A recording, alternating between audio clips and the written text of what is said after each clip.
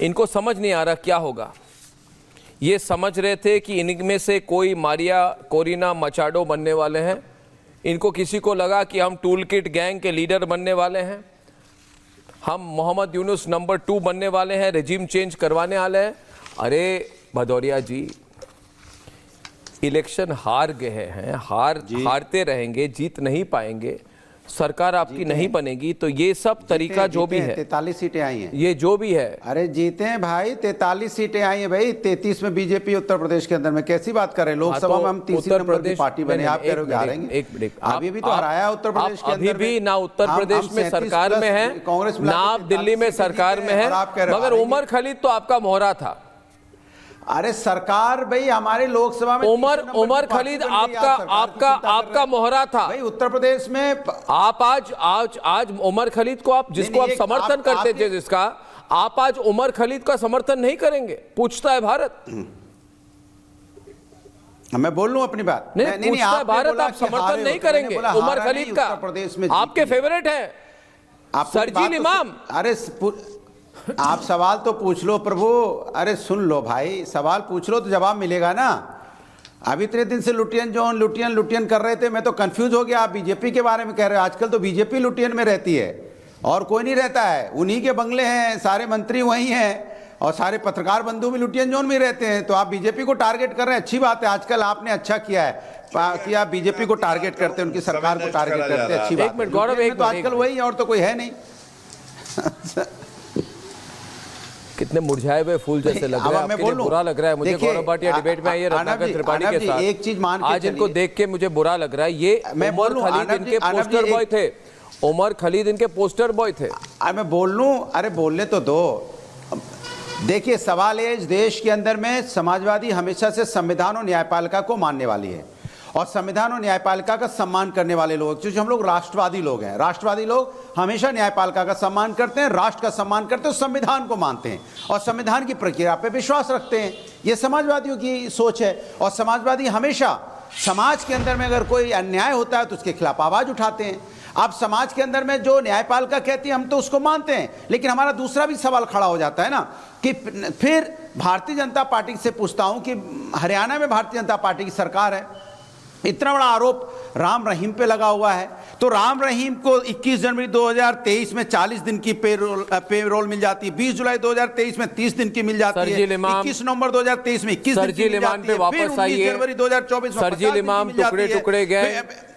नहीं मैं बता, अरे उमर खलीद पूरी बात बोल लूं मैं, जब देखिए नहीं बात करने की बात नहीं। रत्नाकर त्रिपाठी जी 5 अगस्त को रत्नाकर त्रिपाठी जी 2025 में 40 दिन की पेरोल। रत्नाकर त्रिपाठी जी आप अभी कोर्ट ने क्या कहा, कोर्ट ने क्या कहा, कोर्ट ने क्या कहा बोलेगा, कोर्ट ने क्या कहा बोलेगा, उसके ऊपर तो कानून अपनी आप लोग देश आपको देखिए एक कार्रवाई करेगा। मैं फिर कहता हूं, जिस देश के अंदर में नफरत की राजनीति का विकास होता है, जिस देश के अंदर में कट्टरपंथी पैदा होते हैं, चाहे कोई भी हो, आप देखो क्या हालत है आज की हमारे अगल बगल देशों में, बांग्लादेश हो चाहे पाकिस्तान हो चाहे अफगानिस्तान, निस्तो नाबूद हो गए। हिंदुस्तान क्यों अच्छी तरह से? क्योंकि हिंदुस्तान में अनेकता में एकता है, हिंदुस्तान में नफरत की राजनीति नहीं, हम प्यार मोहब्बत की राजनीति करते हैं। हिंदुस्तान के जेनजी जिहादी नहीं है। कौन नफरत की राजनीति? क्योंकि हिंदुस्तान के जेनजी जिहादी नहीं है और देश हिंदुस्तान की जेनजी जिहादी जेनजी नहीं है, क्योंकि ये हिंदुस्तान है ना।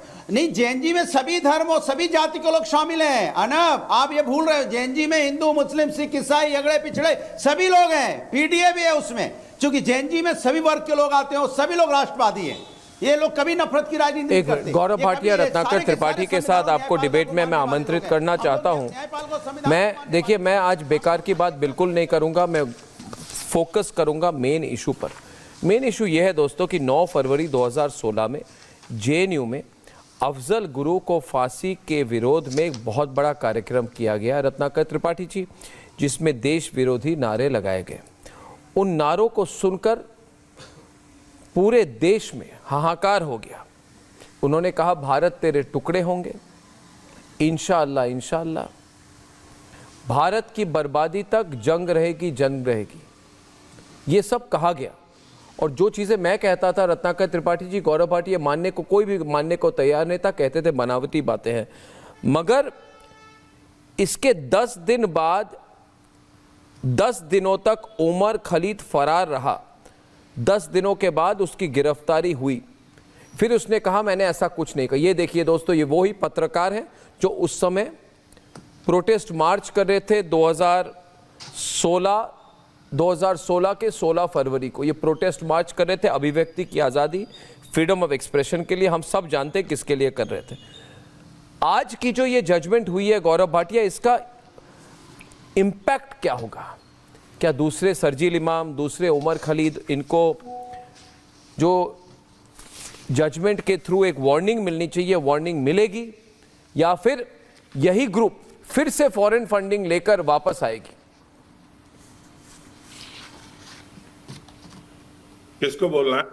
सबसे पहले तो अर्नब जी, क्योंकि मैं वरिष्ठ अधिवक्ता हूं और न्यायपालिका का सम्मान करता हूं, संविधान का सम्मान करता हूं, सही मायने में आज का ये जो फैसला है ये भारत के लोकतंत्र को और मजबूत करता है। और मैं आपको बताता हूं क्यों।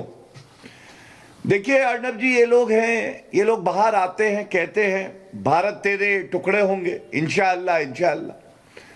अफजल गुरु की फांसी को न्यायिक हत्या बता देते हैं। राहुल गांधी भी जाते हैं, समर्थन करते हैं, कई फिल्म सितारे भी पहुंच जाते हैं। ये कहते हैं चिकन नेक, जो चूजे की गर्दन है उसकी तरह तोड़ देंगे जो पूर्वोत्तर राज्य है। आज उनको क्या संदेश गया है इस जजमेंट के बाद? संदेश ये गया है, ये एक नजीर बन गया है कि कोई बाइका लाल पैदा नहीं हुआ है जो भारत के टुकड़े करना तो दूर, भारत के टुकड़े करेंगे नारा भी बोलेगा।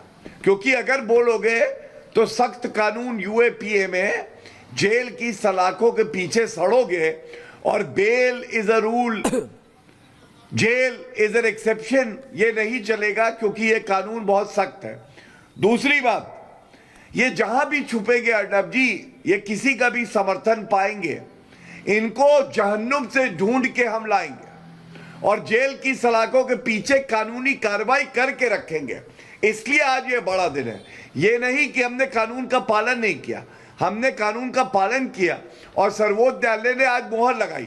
ये तमाचा है राहुल गांधी के मुंह पे, अखिलेश यादव के मुंह पे, ये जितने समर्थक योगेंद्र यादव और लोग हैं इनके मुंह पे। और अर्नब एक बात बताइए, आप इनकी पहुंच देखिए।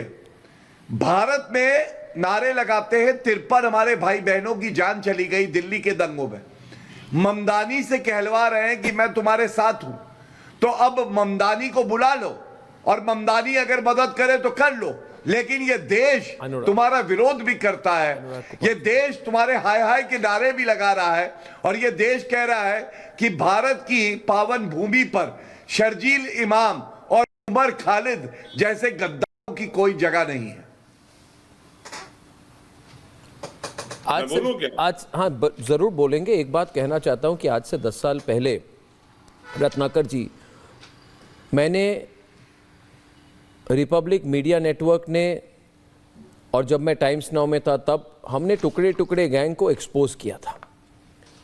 हमने देश को बांटने की सोच रखने वालों के चेहरे से नकाब खींचकर उनका असली चेहरा पूरी दुनिया के सामने रखा।